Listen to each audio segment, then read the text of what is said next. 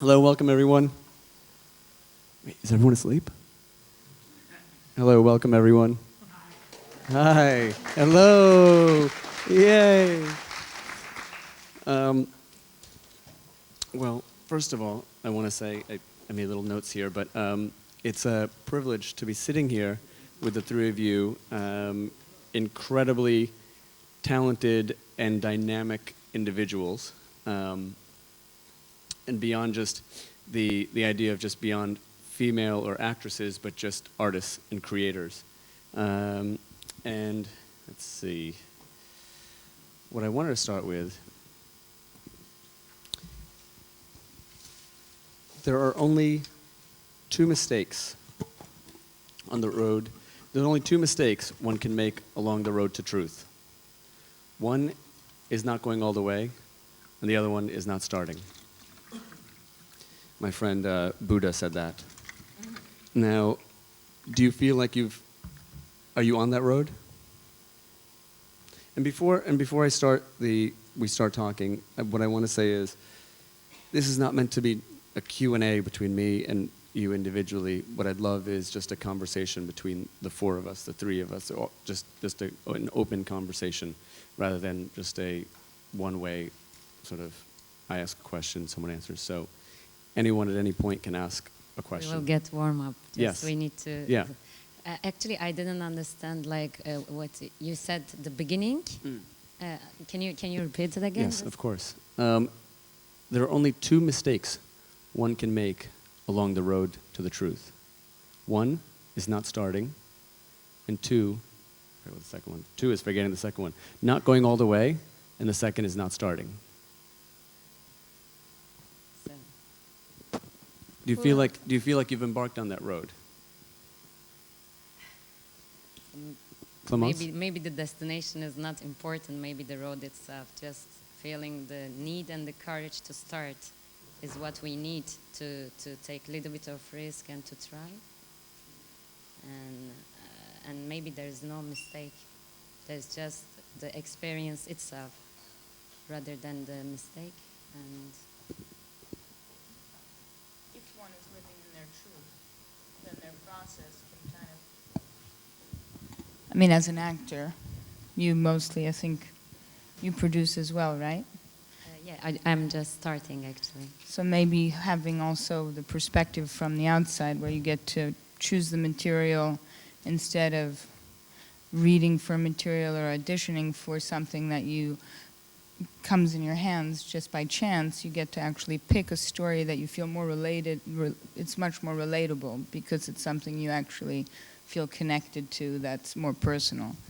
I think maybe that's my difficulty with acting, that it can be extremely fun and experimental, and you can be living someone else's truth that might not be your truth, but as an observer. Because to be an actor, you have to observe everybody. But if you can actually pick your material, maybe there's another kind of truth that you can live in that feels even closer to your own humanity, who you actually really are in your everyday life.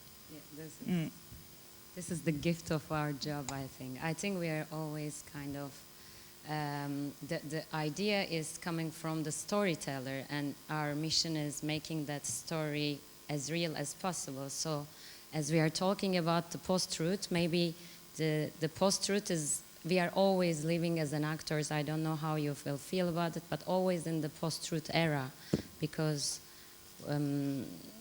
we are trying to find our common sense between the society and the director and our own, and that intersection zone is the zone that we are picking up our character and living another reality of someone else, but make it as real as possible. And that's why, like, this is the most joyful journey for each of us, to going through as someone else's reality, and to make it our own reality and the society's own reality. And our responsibility as an actors is starting right after that part is ending off, because then we are becoming like a symbol or a defender of an idea to prove something that is included, that character we already played. And Clémence, we want to hear you. No, if we're talking about acting, I find the notion of truth a bit tricky to deal with anyway, because then you would only play certain parts once. if you did go for the truth, I find you sort of have to reach a weird zone where you're in between lots of truth. Like truthers, can you say truthers? And I don't know if I'm that interested in finding truth when I'm acting. It's because I don't think. I think sometimes you reach it, sometimes it goes away. Sometimes you think you've reached it, it didn't reach anyone else, but it was a very selfish moment of like feeling like you were really into something, but actually it didn't sort of convey to anyone else. So it's a strange notion to talk about when you're acting. I don't know if you can relate to I'm more interested in mystery, in approaching a mystery when I'm acting than trying to get to a truth. And sometimes when you get close enough to that mystery, maybe you reach a tiny bit of truth. But yeah. Yeah, the concept of truth for an actor is funny because you're being asked to play, you're being asked to live a lie, and then so it's not so much the truth, and then but you have to find the truth within that lie. Maybe just to pull back a little bit, can you share with us, each one of you, how you ended up on this road that you're on today? Whichever road you're on today. That's sort of, because it's not just about acting, and as I said in the beginning, you're artists, you're producers, you're directing, you're writing, you're creating, you're making, you're designing. You're more than just like one-dimensional characters. That's the screen. You play something on a screen, but here in what we're talking about in life, you're. Like a perfect question for you. Oh. Because you wear many hats. Turbans.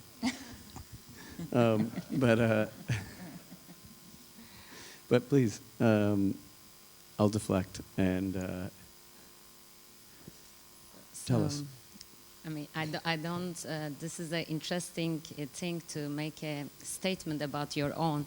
So for myself, I'm not sure where I am, but I am searching definitely, and I'm enjoying of searching and feeling sometimes so desperate, sometimes so hopeful, but just the source of life to me is just not stop getting inspired by anything, like just trying to look for it. And in that sense, I'm not sure also if I really find my flow in the right way. Acting is one of it for sure, and as we all are multidimensional creatures, I think we are not only one thing, and we can do so many other things. And I think that this post-truth era brought, in some sense, so many disadvantages, but also some advantages in that sense. We are more freer than ever now. We are more our own self than ever now, because the social platforms are bringing such a space for us to be our own self, and to not to be fearful, to defend whatever we are defending, to show there and to get our voice. As you said, like the word of mystery is a very interesting concept. Before, for the actors especially, it was the time that as much as you are mysterious, you were that much interesting, because the roles that you were playing were becoming something that, okay, this is real, like when the audience were watching you. But now it is a zeitgeist that you would never hide yourself, but you will just express yourself more than ever. And the interesting part of it is there's no good, there's no bad, like just to try everything. So myself, I'm just trying, and I don't know where I am, but I just enjoy this game of life. And I'm feeling so lucky that we are in this playground of creating something and trying and searching about it. Do you remember when that started for you? As you know, you were in theater in high school, but do you remember when you fell in love with the idea of creation and making? And do you remember when you that road? I remember so well, actually. I was like 5 years old, and my uncle was making a theater play in the small press schools that I was going. And that day, a bird didn't came. And suddenly there was lack of an actor. One of the costume was there.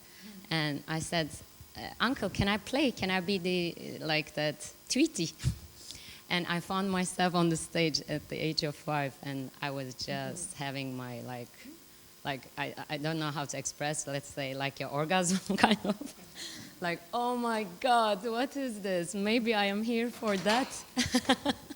and that was my moment. That was my magical moment to find out that I'm enjoying to being on stage and to just expressing myself through the other existence.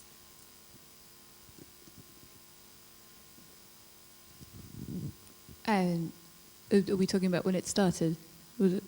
Yeah, and not just acting, but when your creativity or when you fell in love. Well, I think it's what was being said right before. It's the love of being told stories and trying to sort of understand how other people live, and that sort of endless need to know that, and what better way to explore it than to try and get into a different set of to try out lots of different hearts and souls and ways to see the world. And I think acting is an exercise in empathy. So you're just constantly trying to see things the way someone else might see it, and it makes you grow, I guess, as a human being, because you've got a bit more perspective. So it's the addiction to that, I guess, got quite strong, and is now getting different because I've started directing. So you try and understand a bit more what is the world you want to tell. But for me, it started because I've been very lucky, and my dad does theatre, and my mum is a literature teacher. So I've been told stories, and I've been living in the sort of religion of stories, and so there was no way out, really. And it's interesting hearing both of you talk and discovering storytelling, because mostly I was telling stories at home alone through writing. And it was kind of something I was almost, I loved theater and I loved movies, and I grew up watching them and, kind of watching very odd characters, and I think probably a lot of things most kids weren't exposed to, things that you probably shouldn't have been seeing at such a young age. And, I'd just kind of be very observant, but go home and write about it. So I guess only later on did, start applying those things in acting. But, whether it's in middle school where you're doing a play, or going to an acting class, or watching it in theater, I think maybe even deflecting in real life, using your skill to protect yourself, and acting can be very useful that way. But writing short stories in your room alone as a child, after observing some, certain things, so that's also kind of its own hidden way of honing and watching different characters and different people play different parts in your life. Yeah, you grew up in a very creative household, right, as like all of you have, which is quite amazing. 3 people from 3 different regions of the world, but that creativity was surrounding you since childhood. Did you have that growing up too?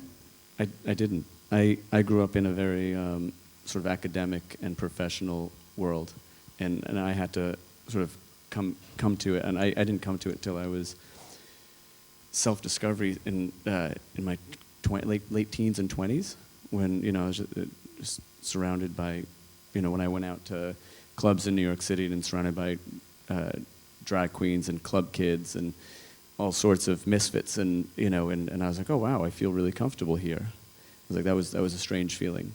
That was like the first time that... Feeling home. Yeah, that was that moment at like 3:30 in the morning with really loud music and sober smoke machines. on top of it, and sober. so you don't drink. Completely sober. And so, yeah, so that was like that discovery of creativity, that process that you find. Clémence, you touched on a thing that I'm most curious about with you and with everyone. Is there a story, like what is a story that you want to, you've come this far, you've had quite a few experiences, you know, as all of us have, and, you know, up until this point in your life, are there stories now that you're like, I want to tell? And it doesn't have to be very about a specific project or anything like that, but what, so it's much more broad or as specific as you want, but what are the stories that you want to tell? I'm in the middle of writing at the moment, so I'm asking myself that question every day. Is this the story I want to tell? That's a good question. But I heard someone quote François Truffaut the other day, and it was so brilliant. He said a film is always something the director has lived, dreads to live, or really wants to live at the same time, wishes he had lived. So I think it's those three elements are always present in the stories you're trying to tell, and then whether, like, what form it takes and what you try to use to get there. But I don't know, that there are many stories. It's where you begin and how. That's a bit more of a daily question, and something you sort of put on the sort of métier, something you re-evaluate all the time, I guess.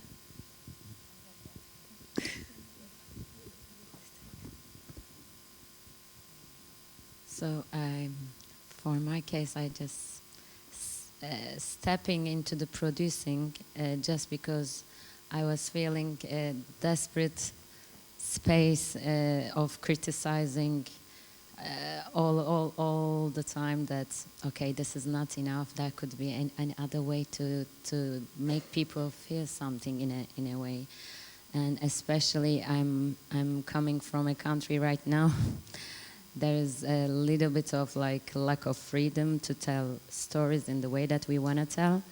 And plus, to being a woman is another layer that make it a little bit more difficult. And instead of all of this, we are a bunch of artists that would never give up to dream of creating, because we all know that it was interesting argument last few weeks ago that one of our governmental persons said the artists, if they want to speak about politics, they have to come and make the politics, like involve and do by themselves, and which we know that the artists are the one that creating the history more than the politicians. And in that sense, for me, my roadmap is going to be hopefully always to make people feel something, inspire, and just like make them feel an experience. This is so overall, but these are the words that why I decided to tell some stories as a producer.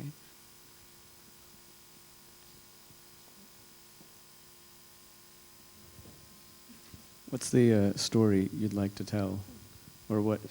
The reason I ask this, because it's there's a lot of talk about self-expression in whatever world, post-truth, pre-truth, but the idea of telling your story, telling your own story, and the talk of diversity in filmmaking, and everyone should be represented. And I think as an artist, one's responsibility is to oneself to tell their own story and what they know. And so the way to get diversity is to have more writers and producers. So if you want, you know, asking an Indian male to tell the story of a, of a white male, I can't do it. I haven't lived that. You know, I can make it up, and that's art. But you know, so to tell your stories, like you need more writers and producers. Those are the areas that I think that are the most interesting areas that can really push diversity and you know, the variety of thought into play. And it feels like you've all found your way into that role. Was it out of frustration, or was it out of just desire, or just Maybe your own need, like your natural, was it just natural? Yeah, like, looking at this side, there could be so many different things to draw in you, to push you to create something. That's obviously, and none of them are comparable, and none of them are right or wrong in that sense. But if you are motivated enough to create something, then this is the good point. The sources can change dynamically according to which mood of your life you are at that time of.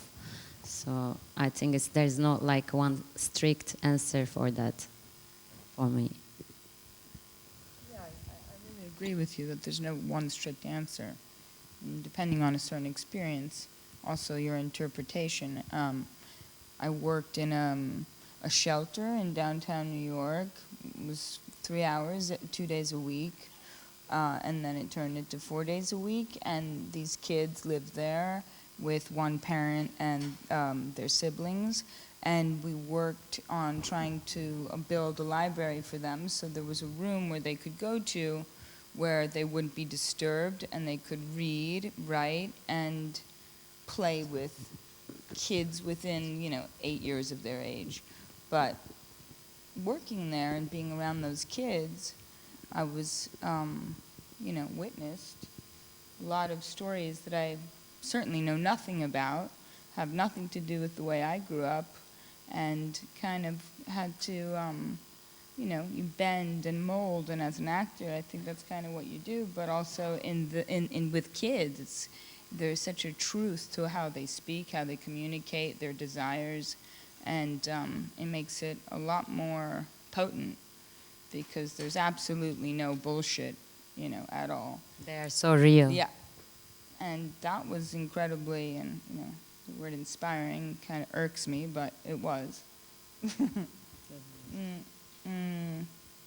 So maybe when things are difficult, I don't know, how it is in Turkey, working there and really trying to do something that you want to do with.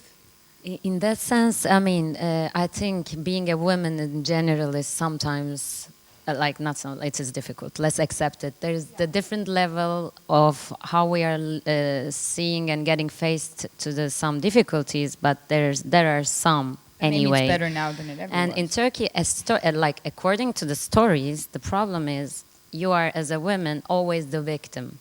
And then as an actor, you're asking to yourself, okay, sometimes we can only be as a tool of a story that's just affected by the reality that the movie maker, storyteller create. But then sometimes you are saying, okay, it's enough to be passive. They are not enough intelligent, smart. They are not the one that changing the storyline. They are always the victim, and they are always affected by the result of the mankind's whatever they are doing. And in the cultural way, especially for the TV series, which we are pretty good, and I'm proud of it, because we got a really nice space in the storytelling through the TV shows, but they are most like a soap operas. But the thing is, in the sense, what you are saying for a couple of hours is making me freaking out sometimes, because they are normalizing some cultures in the sense of the women are always getting cheating by their husband, and always the women are victim and just crying and just just affected by the fact that their men do in their lives. So this kind of parts are always like cliche, but also, you know, there's a responsibility what we are saying to the young generation, and also everyone that are watching us. In a sense, I'm not saying that anything we are doing is supposed to say something. Sometimes we can say whatever we want, but if we are taking that much time, we need to say something to the people in the sense of if we are positioning women as a victim, it's becoming normal in the daily life. They are learning to be suppressive in the men and women relations, and so many other things. So that kind of things are always difficult. And are you managing to get your consent? Are they making it difficult for you? I mean, we are doing our best, and I mean, the dreamers, like the directors, are always collaborating in the way to make it as richer as possible. But the concept is always like very general, adjusted to the conjuncture, whatever it says. This is the unfortunate part of it. And for example, I was playing in a TV show I started as an idealist doctor, and I ended up, after according to the ratings and general understanding, accepting, the idea was she's married, but she can have a lover, because we were saying that if there is something that is missing in love, you can fall in love to someone else without being unrespectful. And after a while, they said to me that we are sorry, but you cannot be the first one who is going to cheat on your husband. First, we have to show your husband to cheat on you. Then we will legalize that you go and you did it, as an example. So always there's like that kind of thing that's creating a base.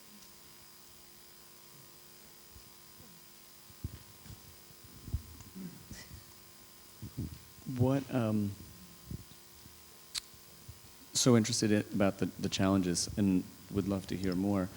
How does one overcome that in your work? Like when you're faced with that conversation, when you know in your work, when you're faced with that, saying you can't be the first one to cheat, and no. So what happened was I was already signed, so there's no way back. You have to make the season, and I wanted to kill myself. Since then, I'm not playing in a TV show, for example. It was really painful. It was every day going to the set and playing someone that I was not dreaming at the beginning.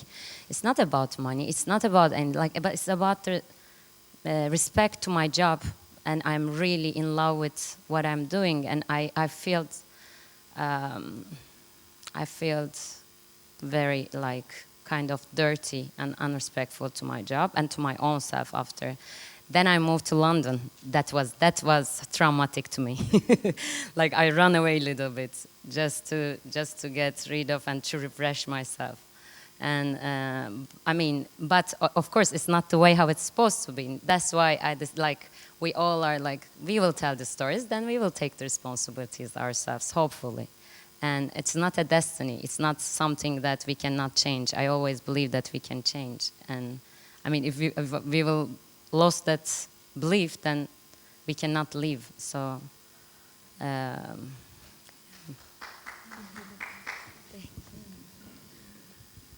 Have you found, the three of you, there's been a shift in the stories that are coming to you or the scripts that are coming to you in the last few years, last year, last 6 months, or anything? Has there been a dramatic shift? And you work in France. Has there been changes there? Are you talking about? You're talking about the post-Me Too thing, or not necessarily?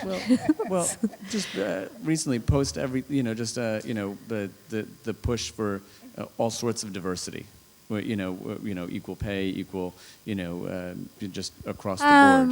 Yeah, there are shifts somewhere, and there's the same stupid stuff as well. Like not everything is changing. They're still giving a lot of money to people to make really incredibly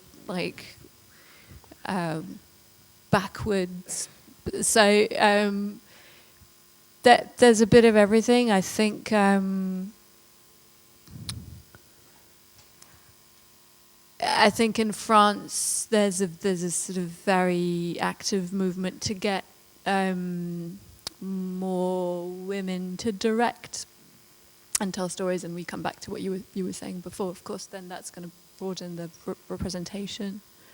And ever since a few TV series came out and a few sort of Nordic, like the Scandinois and things came, there seems to have been a change in some representation, but it's not, it certainly isn't as dramatic as it could be, but it's on its way, I guess. There's something quite hopeful at the moment, I think. Yeah, it's less of perhaps a tidal wave and more of just a slow and steady, gradual, and that's what will happen. And it really is from writing your own stories, like whether it's as, not that, like a male won't write from the perspective of a woman because he hasn't experienced that. Like, a male has no idea of the thoughts and what you live with day to day. When you say it's hard to be a woman, we can empathize or, try to understand, but, the stories have to come. But, that's the part that has to be pushed out. But I don't mind that. I still hope there's space for male directors to tell women's stories and for women to tell men's stories. I really don't want it to become only about everyone just telling their own. There's a film that's just been made in France about a fridge. This guy's just like writing about what it's like to be a fridge, and why not? Like, I think there needs to we need to keep that possibility open, and I hope I can tell a story of a man without feeling like I don't have the right to do so. Well, Samuel Beckett did. Yeah. But maybe we just have more of the opportunity that they're getting in our hands, and that we're getting exposed to it, and that the people in charge, writers, producers, there are more females working. Not that the stories weren't being written hundreds of years ago or even 10 years ago, we just never really saw them as much. And there was a conversation earlier about the time that we're in, and there's less movies being seen, or not less being movies seen, but art house cinema, and this idea, I think that we live in a very funny time with technology, where you can, I think it's probably the most democratic time. You can put something up on YouTube, and then you really, there's algorithms and there's advertising, there's all sorts of other stuff that come into play, but just the audience really gets to decide what comes up, and I think that's never been the case before. I think that, like, cinema's always been difficult for people. If you don't have access, you couldn't become an actor, or you couldn't direct if you didn't have the money. So I think that it's never been as democratic as it is now. Like shooting with an iPhone and then putting it up, and really it has a worldwide premiere from the moment you put it up.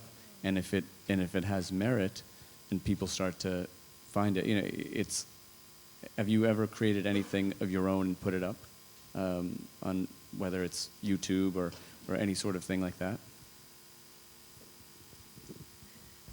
Not yet, but my son, yes, he did. He has his YouTube channel, like speaking, hey, my friends, and it is so weird to see how the technology developments is affecting our daily life right now.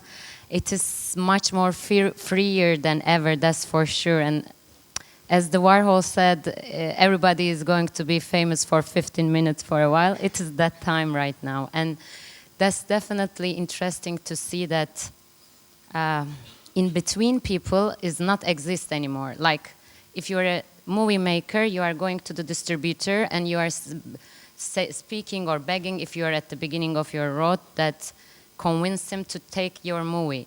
No need anymore. Just you have an idea and courage and tell by your phone. If it is a beautiful story, it will achieve something. And this is the beauty of it. And I am thinking of it, but I couldn't find the right form. But it is so much exciting me to be able to tell stories with just telephone. It's just freedom in that sense.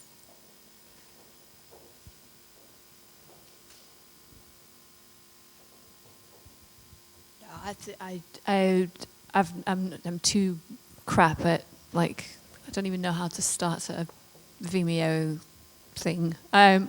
Closest I've ever done was to draw something on Post-it and kind of animate it, and maybe I've put that somewhere. But it's just that wasn't. I find it really hard, like, it's because you also throw it to, like, comments and yeah, I'm kidding. No, I've done things in a much sort of more like good student kind of way, or to a producer. I did it, but it is really exciting. It is really exciting to be able to kind of just have those impulses and see where they go. But I'm not very good at it. Stella? Yeah, I'm not really connected to the internet. I mean, the internet is great for research, but I never use it for anything. I don't accept that. So no, I haven't put anything that I've made myself out on the internet, but I certainly have seen a lot of things that I think are interesting and I would have never had access to. And since everything is so quick, it also it has a very negative effect, I think, on people's attention spans, and also you get a lot more information. So you have to be a lot more critical because there's so much information, and probably the quality has probably gone down just a little bit since 1970. But there's such a shift with the younger generation. Like when you younger and like when you say, "Are you watching TV? Are you looking at magazines?" and they magazines, no magazines, or I don't think magazines are relevant like, anymore. no, but they're on YouTube, or they're watching that's what they're constantly watching. Who's they? Kids. Children, kids, these guys. They're all on Right. YouTube. They're all watching YouTube right now. This is like a research of, in 5 years of time, there's not going to be a TV. It is the end of a decade that we are all witnessing. And it is going to be like a romantic idea. Probably the cinema is going to exist forever because there's a romantic part of it. But the TV is going to be a nostalgia that we will remember in 5 years. So if we like it or not, it is just happening, and just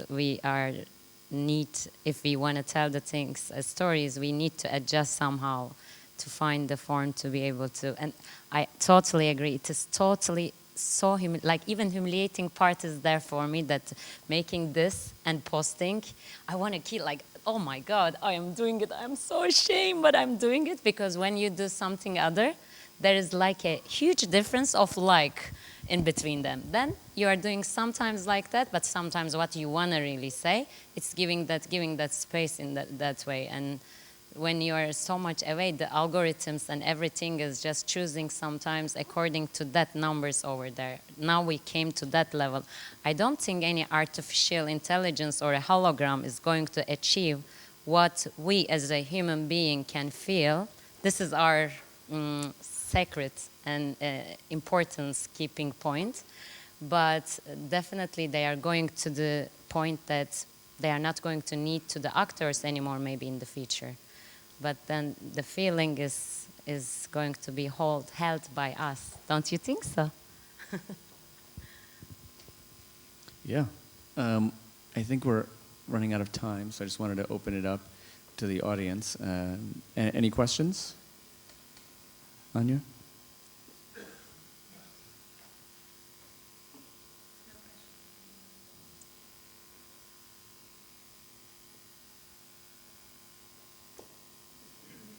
Questions?